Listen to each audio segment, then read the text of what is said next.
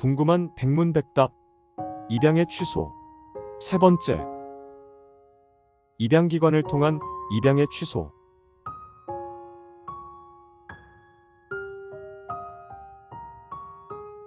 입양기관에 의한 입양의 취소. 입양기관에 의한 입양 취소의 개념. 입양아동의 친생의 부 또는 모는 자신에게 책임이 없는 사유로 인하여 입양특례법 제12조 제1항 제2호에 따른 입양의 동의를 할 수 없었던 경우에는 입양의 사실을 안 날부터 6개월 안에 가정법원에 입양의 취소를 청구할 수 있습니다.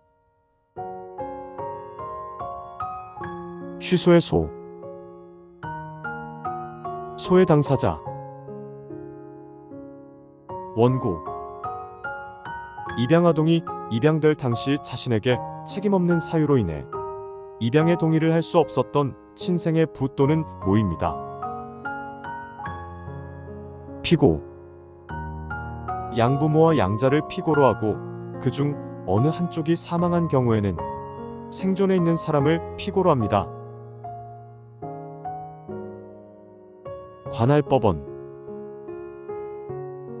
일반적으로 양부모 중 한 명의 보통 재판적이 있는 것으로 하며 양부모가 모두 사망한 경우에는 그중 한 명의 마지막 주소지에 가정법원에 전속관할로 합니다. 심리. 조정전치주의. 입양기관에 의한 입양 취소에 관한 사건은 나류 가사 소송 사건이므로 가정법원에 친양자 입양 취소의 소를 제기하려는 사람은 먼저 조정을 신청해야 합니다. 만일 조정을 신청하지 않고 소를 제기한 경우에는 가정법원이 조정에 회부하게 됩니다. 다만 공시송달의 방법이 아니면 당사자의 어느 한쪽 또는 양쪽을 소환할 수 없거나 그 사건이 조정에 회부하더라도 조정이 성립될 수 없다고 인정하는 경우는 조정에 회부하지 않습니다. 조정이 성립되지 않은 경우 등에는 재판을 받을 수 있습니다. 제척기간. 입양기관에 의한 입양 취소의 청구기간은 친생의 부 또는 모가 입양의 사실을 안 날부터 6개월 안에 가정법원에 입양의 취소를 청구할 수 있습니다. 소송 절차의 승계.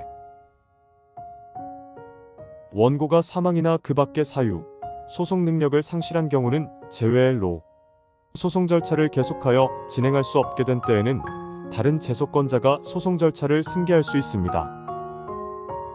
승계 신청은 승계 사유가 생긴 때부터 6개월 이내에 해야 하고 그 기간 내에 승계 신청이 없을 때에는 소가 취하된 것으로 봅니다. 확정 판결의 기판력. 입양기관에 의한 입양 취소의 청구를 인용한 확정 판결은 제3자에게도 효력이 있으므로 입양 취소를 재판 당사자 이외의 사람에게도 주장할 수 있습니다. 청구를 배척한 판결이 확정된 경우에는 다른 재소권자는 그 소송의 사실심의 변론 종결 전에 참가하지 못한 데 대해 정당한 사유가 없으면 다시 소를 제기할 수 없습니다. 입양기관에 의한 입양 취소의 효과. 입양기관에 의한 입양 취소의 효과.